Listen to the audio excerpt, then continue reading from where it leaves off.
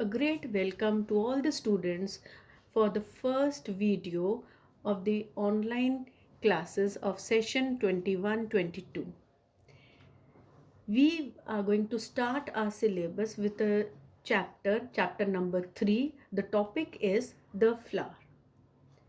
Students, you are already aware about that there are so many parts of the plant with root system and the shoot system, and within the shoot system there are leaves, branches and the buds arising. All these buds, they are responsible to give new leaves and branches, and these buds are called as the vegetative buds. And new leaves and branches in the vegetative buds are arising when the plant is in the immature stage of the life. But when the plant has to enter the mature stage and it has to undergo reproduction, special organs are formed which are called the reproductive organs, and they are the most brightly colored structures called the flower. Now, from where is this flower arising? The same vegetative bud now will modify to become a floral bud. And this floral bud, which would be showing a condensed shoot with internodes and nodes in the condensed stage, and will show all the modified leaves arising in, and these modified leaves are now called as the floral leaves. These floral leaves, sepals, petals, stamens and carpels, as the names have been given to them, they all are arising in the form of rings, and these rings are called as the floral whorls. And respective to the floral leaves, there are those floral whorls, namely calyx, corolla, androecium and gynoecium. But this flower, modified flower which is arising, it is arising on a stalk which is called as the pedicel or the peduncle. And on this pedicel or the peduncle, we see the parts of the flower are arising. Let's see how.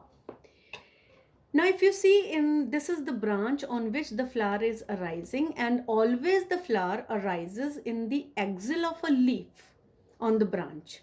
And this leaf-like structure which is forming the axil is called as the bract. And the stalk of the flower, which is called the pedicel, along the pedicel, if there are leaf-like structures, then they are called as the bracteoles. And these bracteoles, if they are arranged in a ring, not as one or two bracteoles, if they are arranged in rings, then it is called as epicalyx. And this pedicel, if it is present in the flower, there is another option over here. If the pedicel is present in the flower is called pedicellate flower. And if this pedicel is absent in the flower, it is called as the sessile flower.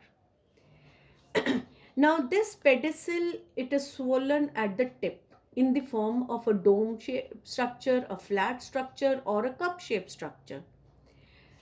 And it is called as the thalamus or the receptacle. And it is this thalamus on which all the parts of the flower, the floral leaves, are arising. And they are arising in the form of rings. The outermost whorl or the ring is called as the calyx. This calyx is a collection of green leaf-like structures called as the sepals. Now, these sepals, they are responsible to protect the flower during bud condition. Inner to the calyx is the most brightly colored part of the flower called as the corolla. And this corolla is a collection of brightly colored leaf-like structures called petals. These petals, they are responsible to protect the flower during the inner parts of the flower, as well as to attract the insects. Inner to the corolla is the male reproductive structures called as the androecium. Now, this androecium is a whorl which is a collection of male reproductive organs called the stamens.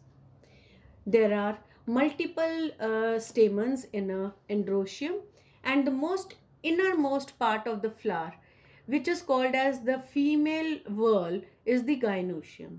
And this gynoecium can be a collection of the female reproductive organs called as carpel or pistil. There can be one carpel or more than one carpel in a flower, depending upon the different species. Now let's see, out of all these four whorls, what is the importance and what are the terminologies further. If we see according to the importance, the calyx and corolla, they are protecting the flower as well as attracting the flower for pollination. So they are not directly involved in reproduction. So they are called as the non-essential parts or the non-essential whorls of a flower. But if we talk about androecium and gynoecium, they are directly involved in reproduction. So they are called as the essential parts of the flower. Now in case of androecium, if we see, students, androecium is a collection of stamens, and each stamen, it has a stalk called as the filament, which you can see in all of them, and at the top of the filament is a fertile region of the stamen called as anther. Anthers are having lobes. There are two lobes in this anther, and each lobe from inside is having two chambers. And these chambers of the anthers are also called as pollen sacs. These pollen sacs or chambers are responsible to contain the male reproductive cells called as the pollen grains. Now coming on to the carpel. In the flower, if there is one carpel, then they are showing the three parts: the stigma, style, and the ovary. Stigma, which is the swollen and sticky part at the top to receive pollen grains, to accept them if they are of the same species, or to reject if they are of a different species. Below the stigma is a stalk called the style. This style is connecting the stigma to the swollen part of the carpel called as the ovary. Ovary, it is a container in which inside the chambers of the ovary there are special female reproductive structures which are called as the ovules. These ovules, students, they are responsible to develop the egg cells within them, so that they are directly involved in pollination, fertilization, and the seed formation. Now around you, if you see, there are so diverse kind of plants with each species showing the different kind of flower. How it is possible? Yes, it is possible. If we see over here in this slide, if you see that there are some sepals which are free or some are fused. If the sepals are free, just like in case of rose, or the condition is called as polysepalous.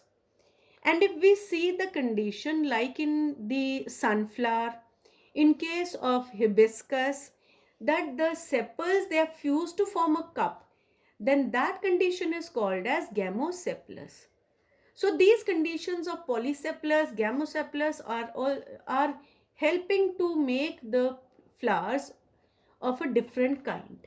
Similarly, if we talk about petals, petals can also be polypetalous if they are free, like in rose, hibiscus flower, lotus, and they can be fused to see the condition called as gamopetalous. And when they are fused, they form a cup or a tube called as the corolla cup or the corolla tube. And the best example of the gamopetalous condition, students, is the